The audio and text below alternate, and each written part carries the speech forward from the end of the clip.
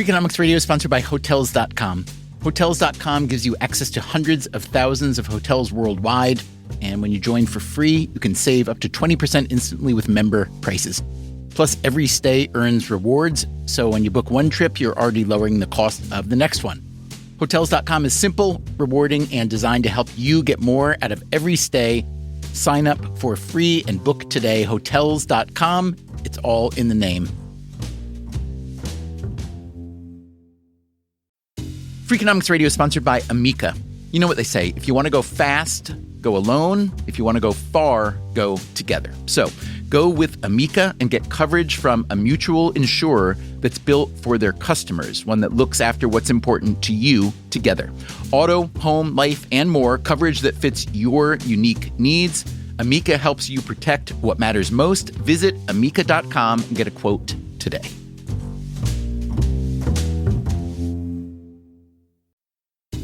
Freakonomics Radio is sponsored by Mint Mobile. Ditch overpriced wireless with Mint Mobile. Cut your wireless bill to $15 a month at mintmobile.com/freak. Upfront payment of $45 for 3 months, $90 for 6 months, or $180 for 12 months. Plan required, $15 per month equivalent. Taxes and fees extra, initial plan term only. Greater than 50 gigabytes may slow when network is busy, includes up to 20 gigabytes hotspot. Capable device required. Availability, speed, and coverage varies. See mintmobile.com.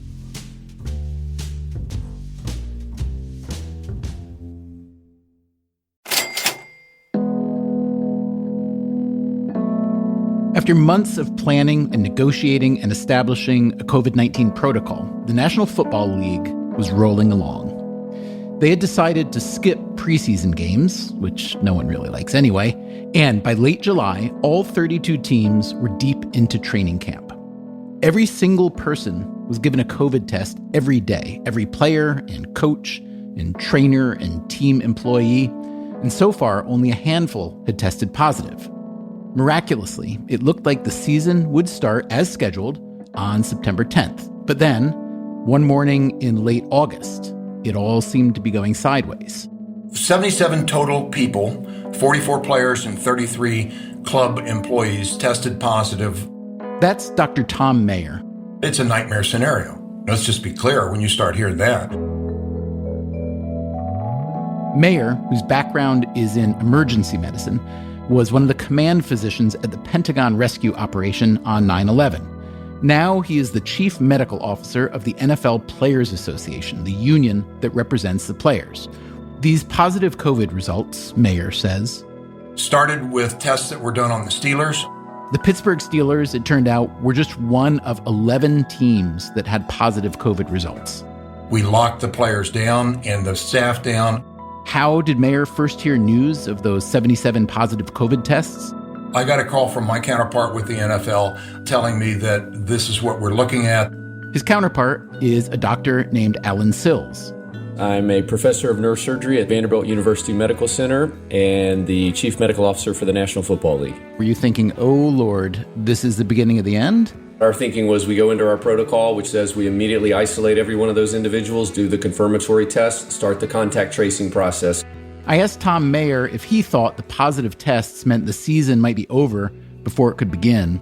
No, because we prepare for it so carefully, and I hate to hark back to being at the Pentagon on 9/11, but disaster preparedness is just that. It's scenario planning for the worst case disaster which could occur. But as the league kicked into their COVID protocol, isolating the players who tested positive, tracing their contacts, etc., the 77 positive test results started to look fishy. As we started diving into it, our testing partner uses 5 different laboratories around the country to run our specimens.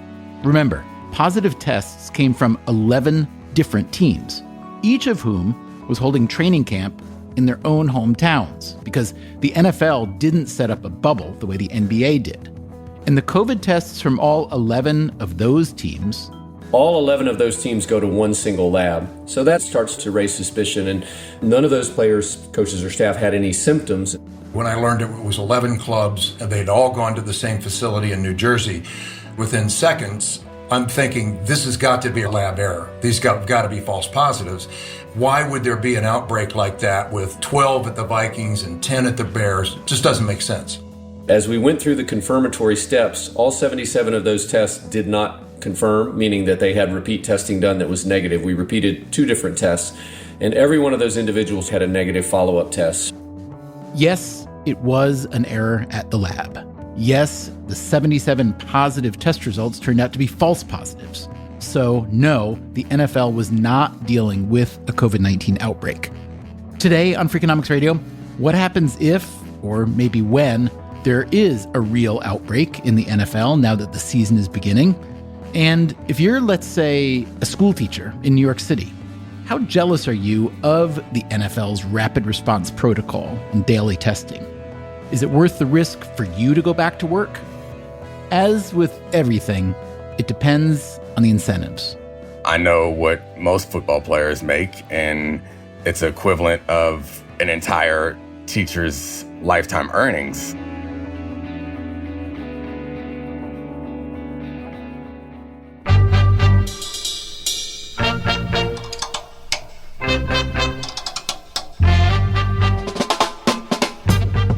From Stitcher and Dubner Productions, this is Freakonomics Radio, the podcast that explores the hidden side of everything.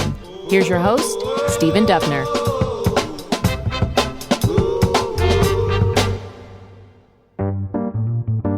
So let me just say, on behalf of all those who enjoy watching the NFL or playing fantasy football or betting real money on football, thanks for what seems to be having a season pretty close to ready to go, yes? Yeah, we're very close, and it's happened step by step by step. It's a negotiated set of protocols. That, again, is Tom Mayer from the NFL Players Union. Our process started back in March. We started meeting with a joint task force together with the NFL Players Association. And that's Alan Sills from the NFL. When we say the NFL, what that really means is the league's 32 teams, or clubs as they like to call themselves, which really means the 32 owners or ownership groups. The players, meanwhile, 53 on a team, 32 teams plus injured and inactive players, so roughly 2,000 people. They are the labor. You could, therefore, think of the NFLPA, the players' union, like a teachers' union or an automakers or coal miners' union. But there are a lot of differences. NFL players make more money, but have shorter careers, are more prone to injury, and are a bit more visible than your average teacher. They also play in a league that makes so much money that its resources can seem unlimited, at least compared to your local school system. That said, the relationship between the players' union and the league has often been adversarial over concussions, over race relations, and more. So I asked Tom Mayer whether his relationship with Alan Sills had been adversarial. It's professional. No, it's professional. Well, it sounds like there's quite a bit in that word, professional. Well, we don't always agree, but we make every effort to make sure that we're not disagreeable. It's sort of like the State Department says we had a frank and open discussion. It means they ripped somebody's lungs out. I'm not saying that at all. We have a very good, but it's a professional relationship, collegial. As Alan Sills was saying, the process of negotiating the NFL's COVID protocols started back in March. We had a number of subunit task forces looking at different areas. And when I say we, I don't mean me or my counterparts at the Players Association only. We brought in scores of experts from infectious disease, epidemiology, public health, laboratory medicine, all these different areas to try to help us design and prepare what we think is the most up-to-date information. We talked to DARPA, the mad scientists who work for the Defense Department, and we looked at the Marine recruitment depots as the closest thing to what we might see. And after all those conversations, what did the NFL Players Association recommend?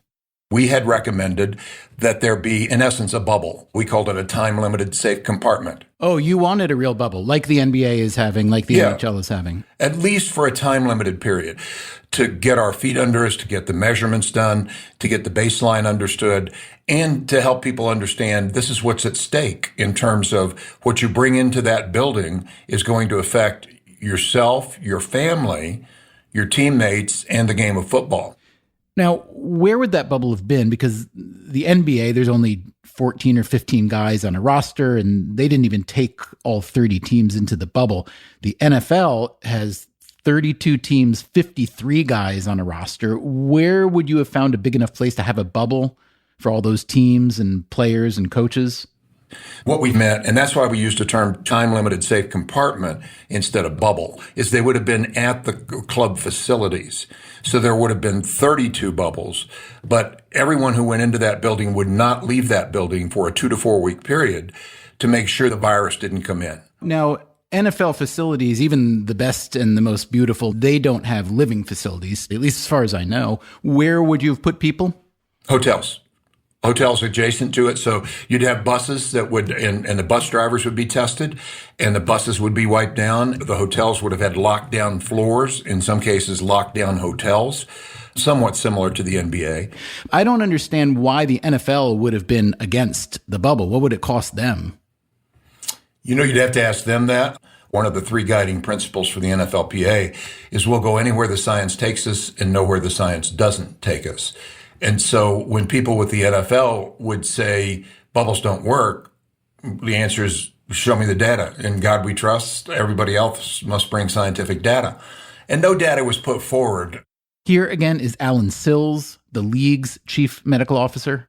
Well, I don't think it's a matter that we didn't like the idea. I would say that our committees did look at many different scenarios and looked at the advantages and disadvantages of each, because again, there are no perfect scenarios and there are also no perfect models of how to prevent outbreaks. And so I think the groups that looked at this tried to look at the medical data. They looked at what's been happening in other leagues and situations around the world where people have gone back to sport competitions. And they tried to balance what helps us mitigate risk and keep everyone safe with what are the practical realities for, in our case, really a 7-month-long process. I mean, if you look at the NFL season from the start of training camp in through the end of our postseason, it's about 7 calendar months.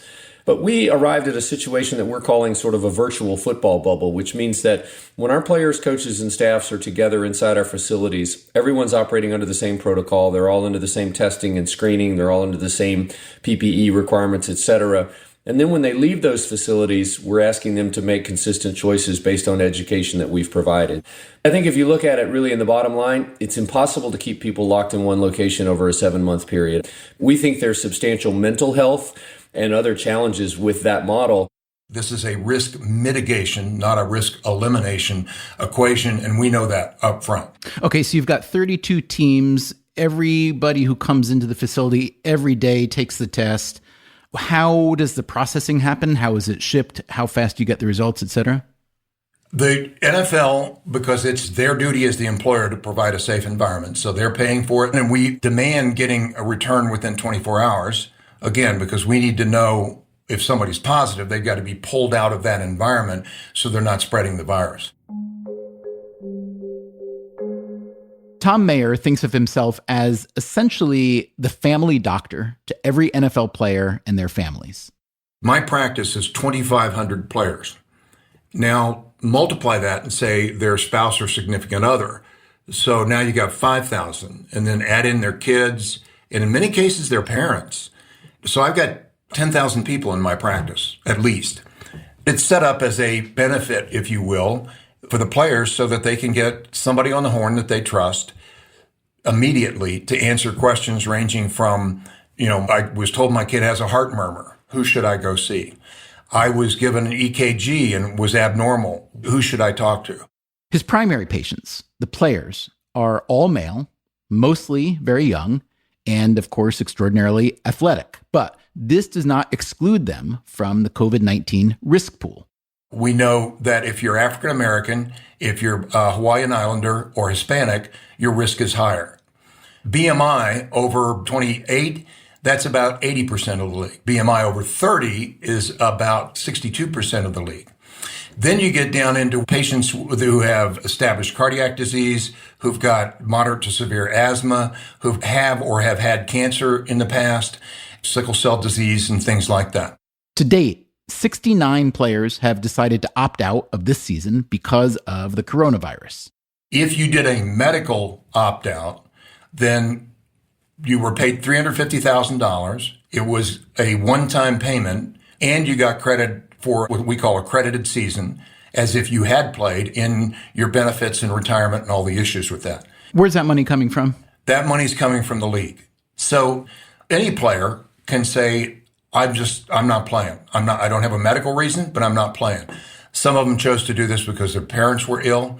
They get paid $150,000, and that $150,000 is an advance on the salary for next year. How were the opt-outs treated? Were they seen as less loyal, less manly, less anything? They weren't viewed as less anything. They were viewed as men who made a decision on behalf of themselves, on behalf of their families. I mean, these are grown-ass men who get educated and make grown-ass decisions. And some decided to play, and some decided not to play. Talk about how many players and others are coming every day to the facility, and then what they're doing, what the protocol calls for, what's the testing, et cetera, et cetera. So the testing is daily, and it's all people who are coming into that facility. So anyone who's walking into that building and is potentially going to have any contact with the players. We felt very strongly that there had to be daily testing. Why? The risk is false negatives. False negative, of course, says you're negative, but in fact, you're positive. So you're walking into the building spreading the virus. And we needed to close that hole. So you're saying that daily testing helps mitigate against false negatives? Absolutely. But if you take J.C. Tretter, our president, as a center for the Browns, he's the guy that snaps the ball. So he lines up across Pittsburgh Steelers, nose tackle, twice a year. And the question becomes, what's the risk of either JC or the nose tackle spreading the virus to each other? And the answer, of course, is it depends. If neither JC nor the nose tackle have virus and are shedding the virus, the risk is zero. And people don't talk about this much. But those two individuals, if they were the only ones they came in contact with, I mean, they can swap snot. They're down in the trenches, blowing in each other's faces. Now, if you've got, say, okay, the right guard for the Browns is transmitting the virus, now you got a different equation. So that's why testing is a link in the chain that is so critical for us. So what happens next? Is there contact tracing, and what do you know about how the virus was transmitted to those who got it? So contact tracing, yes, absolutely. So if someone tests positive, even if it's a false positive, they're isolated immediately, okay? Contact tracing happens in three ways. Number one, we contact the local health department and do their contact tracing. Number two, we have a company called IQVIA that does our injury surveillance for concussions, for lower extremity injuries, for all injuries in the N.F.L., but they also do contact tracing. And they've done this with governments, state, local, and international, so it's not new to them. And then third is we have a tracking device, Connexon, that every person in that building puts on, not just the players, but the staff members as well. It's a wristband, and it gives us an electronic signature of where they were. And understandably, the players had a concern about Big Brother and tracking them outside of the building and what they're doing and all that kind of stuff, which is, it's not a football player concern, it's a human being concern. You're mentioning all these resources and partnerships that the NFL is using to make this environment sustainable. DARPA, the Marines, IQVIA, and this sounds like what should be happening throughout society, but it's not. And so I think about if I'm a school administrator, or if I run a nursing home, or really any kind of institution or facility, I think, well, why is the NFL doing this way and we're not? And obviously you guys are well resourced, and you do have a tradition of discipline and military-ish precision and hierarchies, which can be useful to get people to follow instructions. But still, do you ever look at what you're doing and express some surprise that this sort of protocol is not being more widely copied? I will say, take some pride in putting essentially an ecosystem in place that is a very effective, or so far appears to be a very effective ecosystem to shut down the virus or to limit its transmission. We think that there's a lot that communities, that even at the federal level, can learn from this.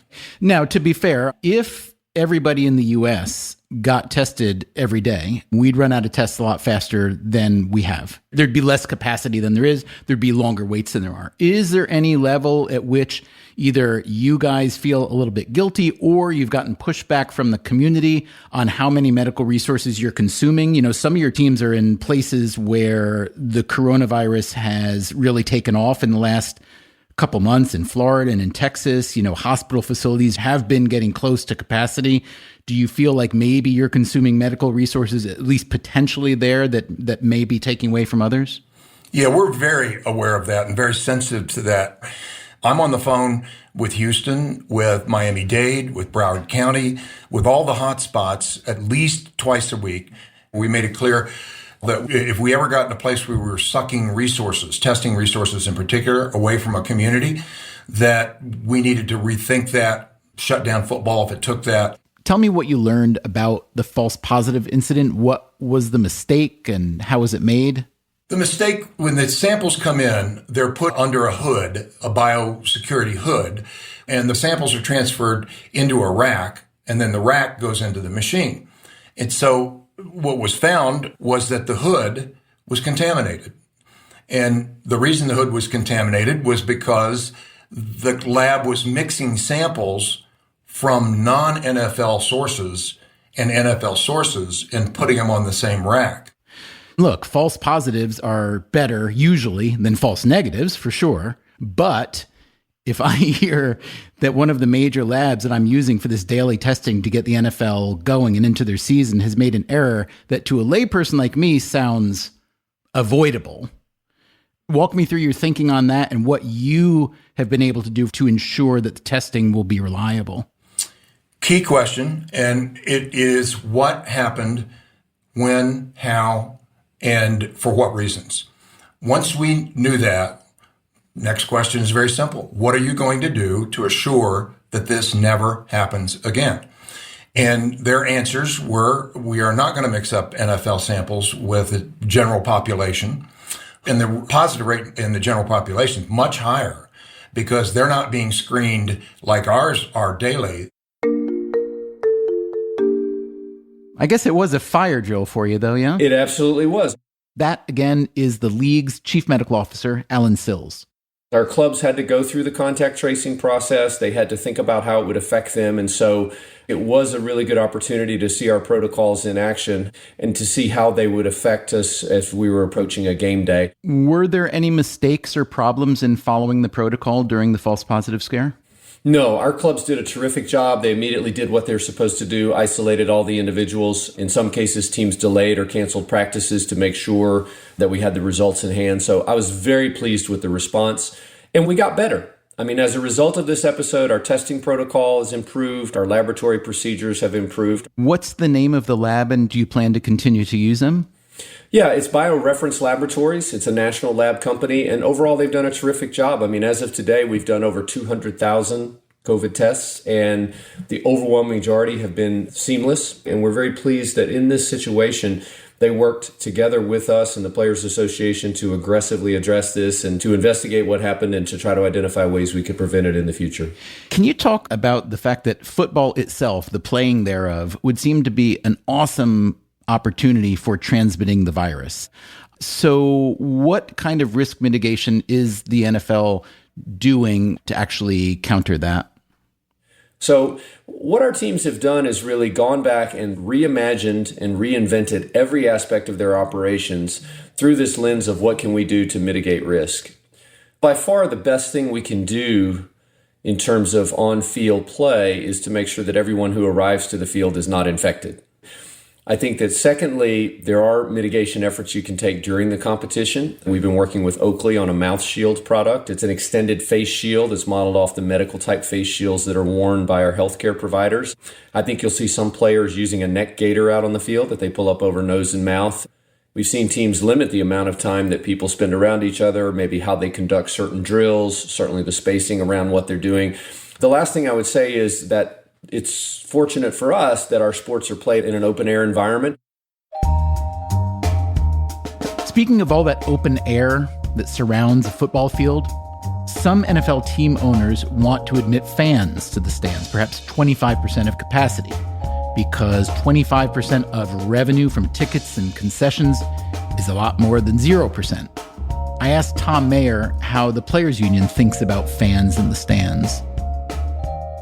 Well, from the medical perspective, the risk to the players is, just call it X.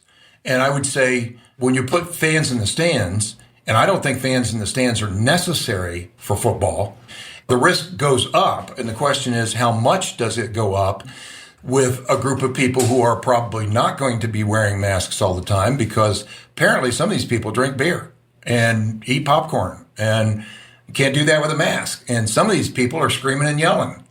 So we're not against it. We just want to make sure that it's done very carefully, very thoughtfully, and in a way where they don't come in contact with the players. So let's say that I'm a member of the New York Football Giants and we're having no fans in our home stadium. But let's say we're playing a road game against the Houston Texans or the Dallas Cowboys, and Texas has a different view of these things. And let's say the New York Giants ownership agrees to play in that Texas stadium with, let's say, 25% capacity. But I come to you and I say, Tom, I'm not comfortable going there with 20, 30,000 people. So what happens with that kind of difference of opinion? So that's going to have to be bargained collectively. We've been very clear that if our players feel unsafe at any time, for any reason, going on the field, then they should never be punished or in any way held accountable for saying, this equation has changed for me. I no longer feel safe on the field. Coming up after the break, we hear from a former NFL player who's also held top jobs with the NFL Players Union and the NBA Players Union. He will get into the relationship between the NFL and its players. I'm sure we all know people in our lives that we don't trust, and if they tell you the sky is blue, you got to check. And if COVID-19 doesn't derail the new NFL season, is there something else that might? It's a coin flip of devastation. That's coming up right after this.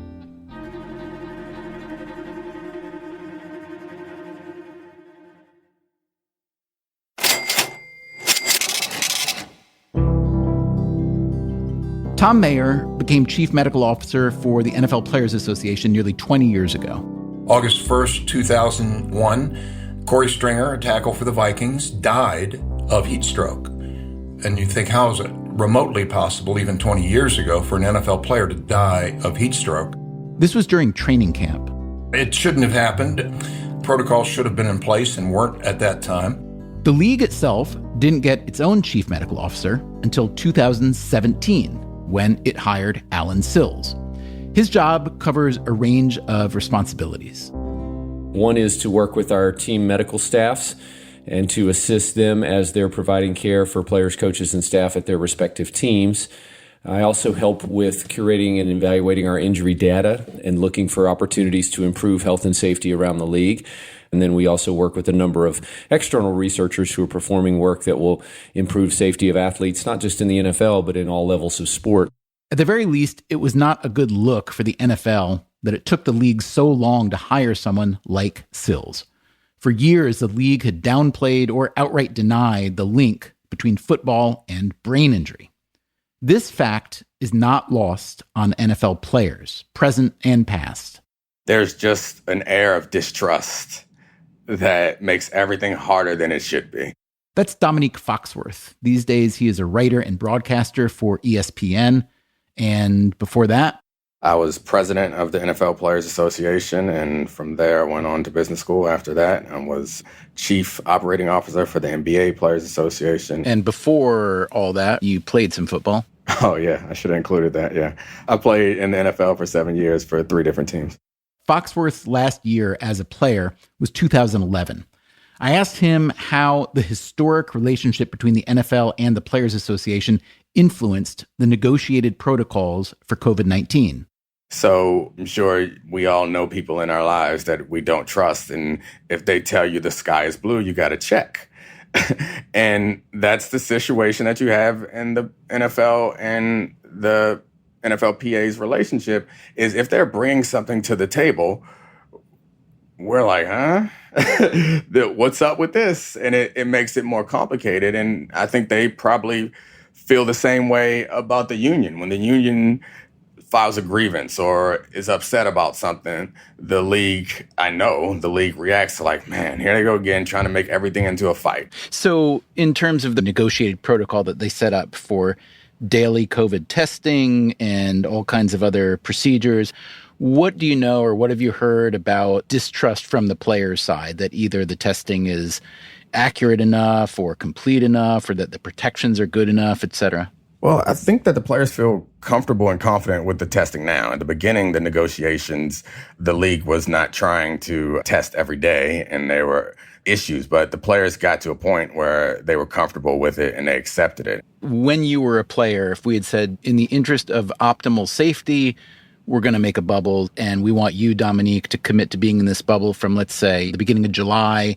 until the end of December, without family, without friends, et cetera. Would you have done that as a player? Absolutely. I think most players would also. Whatever your chief motivation is, being in NFL, be it making enough money to kind of change the financial trajectory of your family or to win a championship, you understand that these opportunities are fleeting and you've already made so many sacrifices. As big as that sacrifice seems, it seems small in comparison of the life's worth of sacrifices you've made to get to this point. Can you just talk about the way your standard NFL player thinks about risk in general and how that might differentiate their willingness to go back with COVID as a risk versus, let's say, teachers or an automaker? Yeah, I think of myself as a pretty cautious and thoughtful person when it comes to making decisions. But I think that football players in general, and I have to come to terms with this, like, we are risky. Like, there's a sorting process that happens throughout football, and you don't get to the highest level of football without being comfortable with acting against your own self-interest. So, like, just the idea of tackling somebody, like, let me throw my body into another body, like, that is a level of risk that you have to become comfortable with, or you were born comfortable with, that just most other people aren't. There's some level of risk that all football players are comfortable with, and COVID, I'm not sure, tilts that risk for most players any heavy in other direction. So as we speak, teachers in New York City are discussing going on strike because of what they perceive as unsafe workplace conditions in their schools. They're not convinced that there's enough testing and safety to proceed. Why do you think the NFL has had so much less friction with its labor force? Is it that it's doing a better job? Obviously, it's hard to equate these populations. There are a lot of differences, but still, why do you think one is working out relatively well as of this point and the other has got so much friction? Well, without being embedded in either of those organizations, I would say the incentives are different. I don't know what teachers make in New York in 1 year, but it's probably not worth risking your health. I know what most football players make, and it's equivalent of an entire teacher's lifetime earnings. So for some players, it's worth that, and they won't get that time back. For someone who has a 7-year career like me, which would be considered a long career, like, that is a lot of your lifetime earnings, because whatever job you do after that is not going to make it. 1 year as a teacher, you're not going to deteriorate as a teacher and not be able to get paid going forward. But 1 year as a football player, that's a whole nother crop of rookies coming in to take your job, and you may not have that value ever again. After I spoke with Foxworth, the New York City Teachers Union decided to not strike after the city agreed to delay in-person learning by 11 days. They became the only major U.S. school district to commit to restarting in-person this fall. The current plan in New York is for just 10 to 20% of students and teachers to be tested once a month. How much, or maybe how well, do you think the NFL cares about the health and welfare of its players? So that's a tough question, because back in my days of being president of the NFL Players Association, I was a lot more militant and hardline and said that they don't care at all. And they view us as cogs in the machine, which now I don't believe that's completely true. I also don't believe it's completely false. I think that there is some empathy there and they care to some degree, but I think like any of us, there's a priority stack. And making money is higher on a priority stack than health and safety of their players. History has pretty much borne that out to be a fact is when the decision needs to be made, the first filter it goes through is how's it going to impact our pockets. The next filter after that is potentially, best case scenario, the next filter after that is how's it going to impact our players. And the history you're talking about is primarily around concussions and the NFL's denial of concussion and brain injury as a product of football? Yeah, I think that's the biggest one that everyone knows about. But anyone who's been in the league recognizes how it works on a day-to-day basis, even when it's joints and ligaments and muscles and not necessarily your brain. You know that the team, and it permeates all the way back to college, it's just about the culture of football. You get out there and you play, no matter what. If you're capable, then you go. Can you give an example from your own career where a team put your value as a player ahead of your value as a human with an injury or potential injury? So the tough thing is I also did. I recognized how fragile a professional sports career is, and especially if you're not a number one overall pick and you're not a big star, which I wasn't. I recognized how fragile it was. So it felt like we were on the same team when the doctors and the trainers were offering anything to get me back on the field. I was like, yeah, you're right. Let's get back on the field. And so that culture exists for all of us. And it's unhealthy, like literally. It's physically unhealthy and it's probably emotionally unhealthy, but damn, it's fun to watch. NFL Chief Medical Officer Alan Sills, before going to work for the league, spent much of his career studying and treating sports-related brain injuries. So I asked him to talk about player safety, especially in light of the league's history with concussions. So this is obviously a long and contorted history, but that did not exactly give the NFL a credibility boost when it came to landmark medical issues. So what do you, as chief medical officer now, say to people, whether it's players, families of the players, the public, who might think, that the NFL was on the wrong side of history then, and they're concerned about it being on the right side of history in COVID-19? Well, I can tell you my personal experience. As I was going through the interview process, I had the same exact question that you just raised, which is the NFL really committed to health and safety? Is it a top priority? And I asked that of everyone I talked to, including and up to the commissioner of the league. Do we want to really be leaders in sports medicine and do the things that are supported by medical data and science? And he unequivocally said yes, and assured me that my hiring was part of that commitment to lead the NFL where science was going, whether that be in concussion and soft tissue injuries, or certainly then no one could have foreseen COVID. And I can say that since that day, back in 2017, I found that to be the case. I have found that at every level, league executives, team owners, coaches, anyone has turned to me and not said, we can't do that or we don't want to hear about that. They've said, tell us what the data shows. We want to make our game safer for everyone. Have you seen, whether it's among players or maybe coaches or trainers, any remnant of that past, though, the macho past where, take a shot, patch it up, get back in there? Or do you really think the buy-in is as complete as you're making it sound? I think the buy-in has really been remarkable. There's been a sea change in the reporting of injuries and certainly around concussion and the recognition that that's a serious injury. And our players, they really grew up with a concussion protocol. Since they were in high school or college, these concepts have been part of their experience. And so it's a natural thing for them. So we've seen, for example, the number of concussion evaluations that have a component of self-report, meaning that the player themselves reported it, or a coach or a teammate brought it to attention. That number has continued to go up and has been substantial. Let me get back to COVID for a minute. So as a doctor, I'm sure, unless your patients are totally atypical, that you have a lot of experience with non-compliance, patients not doing the things that you, a doctor, or some other medical professional tells them to, including taking medication and so on. I am just curious with the NFL, because it does have kind of vestiges of military hierarchy and so on, whether you think that your success so far is related to the fact that maybe NFL players and staff are pretty good at complying, and whether you think this says anything about the degree to which personal responsibility and compliance needs to change a little bit, as opposed to relying on the institutions, the government, et cetera, to fix things?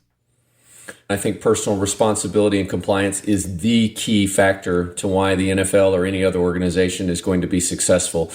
Tests don't prevent disease, right? They're about disease diagnosis and containment. What prevents you from becoming sick are those individual choices and behaviors that you display throughout the course of your day. Are you wearing a mask? Are you staying physically distant? Are you washing hands? Are you staying away from sick people? Are you avoiding gatherings? All of those choices that individuals make. And in our situation, they're not only making them at the team facility, but when they're away from the facility. Those are absolutely key to the success of the program.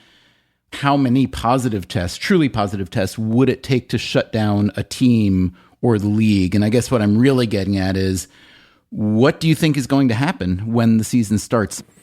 It's hard to give you an exact number and say it's this many. I think it depends on how they're distributed. It depends on how many close contacts. That makes it hard to have an algorithm where you say it's this many or that many. I think what we just have to say is we will monitor the situation very much in real time, and we'll make the best and safest possible decision for everyone involved. I asked Tom Mayer, the Players Union doctor, if he thought the NFL season would be completed. First of all, I would say, and the league can speak for itself, but their goal is to play all 256 games on time and to play the playoffs and the Super Bowl the first Sunday in February in Tampa. That's not my goal. My goal is to keep the players safe. Could be a situation where certain clubs have, let's say it was 10 or 12 players that go positive.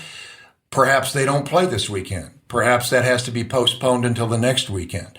Perhaps the season has to last longer in order to accommodate all 256 games than the playoffs. I used to live in South Florida. Tampa is pretty nice in April. You could play a Super Bowl in Tampa in April.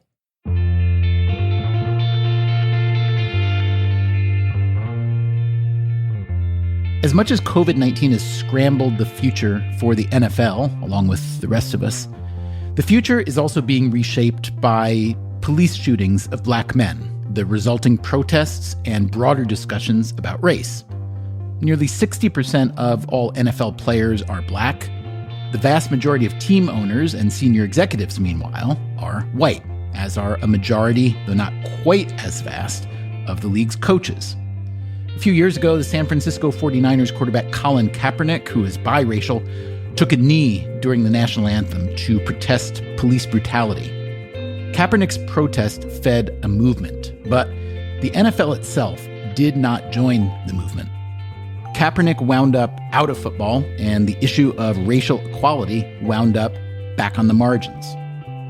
This year, things are different. This year, the NFL is paying attention. Along with the Players Union, they have issued a joint directive on social justice initiatives. They're closing all club facilities on Election Day, for instance. They are giving players more platforms to talk about race and equity.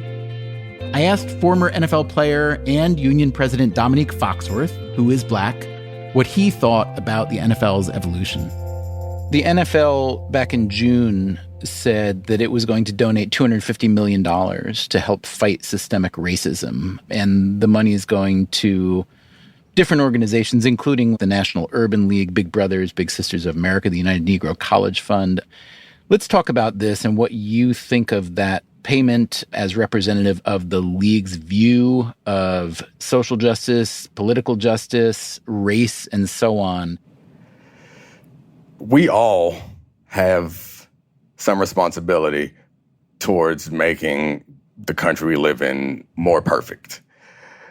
I think some more responsibility should fall on those who have perpetuated the problems. And I don't think anyone can argue with the way that the NFL handled the Colin Kaepernick protests, is that they perpetuated the problems in that situation.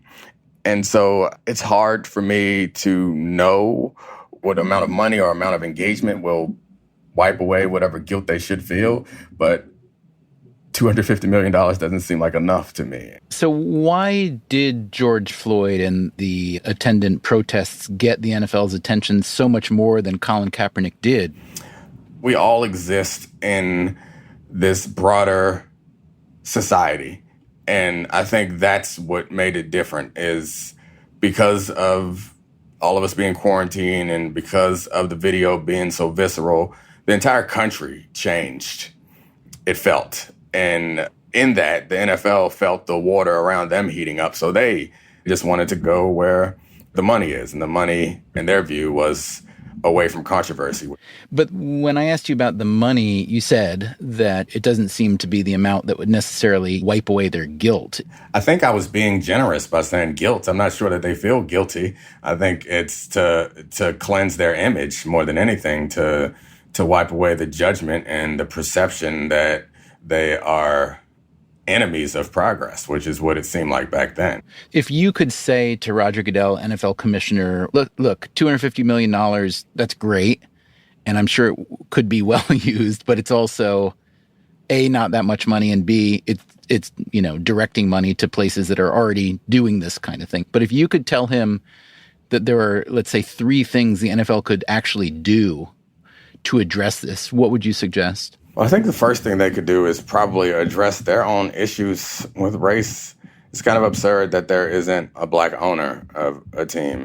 It's hard to look at the outside world and wish to address that when you don't fix the problems inside. But I do think that the league is no stranger to politics and lobbying to get the things that they want, to get the money that they want, the opportunities they want. So I think they should adopt some policies that would show that they were serious about this. HR 40 is one that comes to my mind a lot. That's a calls for the government to study and develop a reparations plan, not necessarily institute it, but to study and develop it. I think every right-minded person would understand that there needs to be some repairing done. So I think that would go a long way if the NFL got behind something like that. So if I ask you, is the NFL racist? What's your answer to that?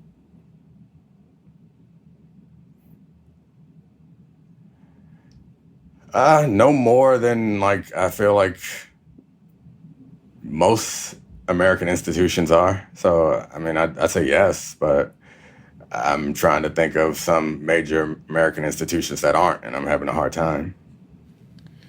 So recently, Dominique, NBA teams sat out a playoff game, to protest the most recent police shooting of a black man.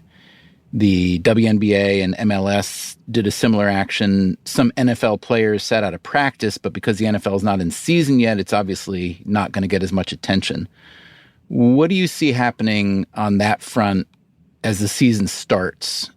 I think it's pretty amazing where we've gotten since the Kaepernick protests. Because I, at this moment, think if something were to happen, if there was another police-involved shooting, it's on videotape or maybe not on videotape and just seems to have some racial implications. I'd be surprised if we have games that Sunday.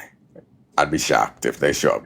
I think you have to understand what levers you have and what tools you have to achieve the means that are most important for you. And that's one of the things that's been incredibly encouraging about the empathy that professional athletes have and the civic responsibility that they have. Because as a member of 2 of the major sports unions and having been a part of some labor strife where players were fighting for higher salaries or better health care for themselves, in those situations, they were unwilling to go on strike or unwilling to withstand the losses of a lockout.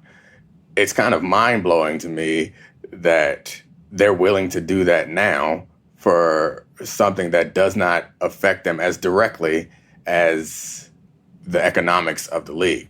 Let's pretend that you and I knew the future a little bit and that the NFL season began, but after a couple weeks, a couple months, it shut down. What do you think is more likely, that it would have shut down because of justice issues or because of coronavirus issues? I don't see it shutting down for either, honestly, because I think justice issues, they'll follow the lead of basketball and it'll be a week. Coronavirus, they'll just replace the players because the players, their names aren't as important as they are in basketball. I guess if the pandemic just gets so out of control that it engulfs the whole country again, then that could bring it to a halt. And I guess the same thing could be said for justice issues. If it inflames to the point where we have tens of thousands of people in the streets in all major cities again, I could see it coming to an end. So it's a coin flip of devastation. I think either is possible and either is not possible. Thanks to Dominique Foxworth, Alan Sills, and Tom Mayer for giving us this most unusual preview of the new NFL season.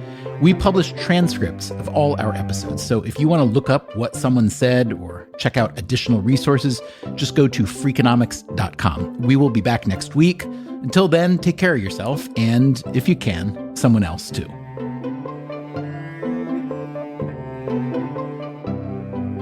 Freakonomics Radio is produced by Stitcher and Dubner Productions. This episode was produced by Mary Duke. Our staff also includes Allison Craiglow, Greg Rippin, Zach Lipinski, Matt Hickey, Daphne Chen, and Corinne Wallace. Our intern is Emma Terrell. We had help this week from James Foster. Our theme song is Mr. Fortune by the Hitchhikers. All the other music was composed by Luis Guerra. You can get Freakonomics Radio on any podcast app. If you want the entire back catalog, use the Stitcher app or go to Freakonomics.com. We are on social media, and you can write to us at radio@freakonomics.com. As always, thanks for listening.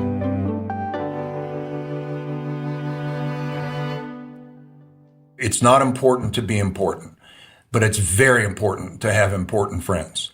And I have a lot of important friends. So people answer my calls when I need help from cardiology or anywhere else. Sounds like I should have your phone number. Sounds like everybody should have it. Do you want to just put it in the podcast so anybody can reach you anytime? I'm happy to do that. No problems whatsoever. Stitcher.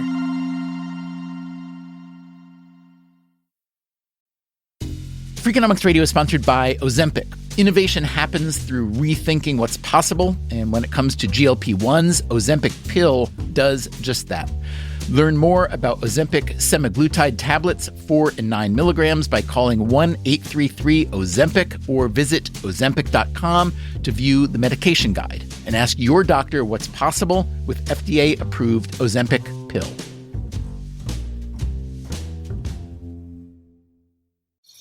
Traditional home security only alerts you after a break-in, and that's too late. Simply Safe is changing that. Stop. This is Simply Safe. Police are on the way. We don't just alert, we stop crime before it starts. Simply Safe, plans starting around $1 a day. Save 50% on your new system with professional monitoring at simplysafe.com/SXM or with promo code SXM. Outdoor deterrence requires a Simply Safe Active Guard outdoor protection plan starting at $49.99 a month. Visit simplysafe.com/licenses for alarm license information. Tennessee 2012. Hey there, I'm Stephen Dubner, host of Freakonomics Radio. If you love the podcasts in the Freakonomics Radio network, I want to tell you about a way you can get even more from us. To hear our shows without ads and get exclusive access to Freakonomics Radio bonus episodes, please subscribe to SiriusXM Podcasts Plus on Apple Podcasts or sign up at SiriusXM.com/podcasts plus. Start a free trial today.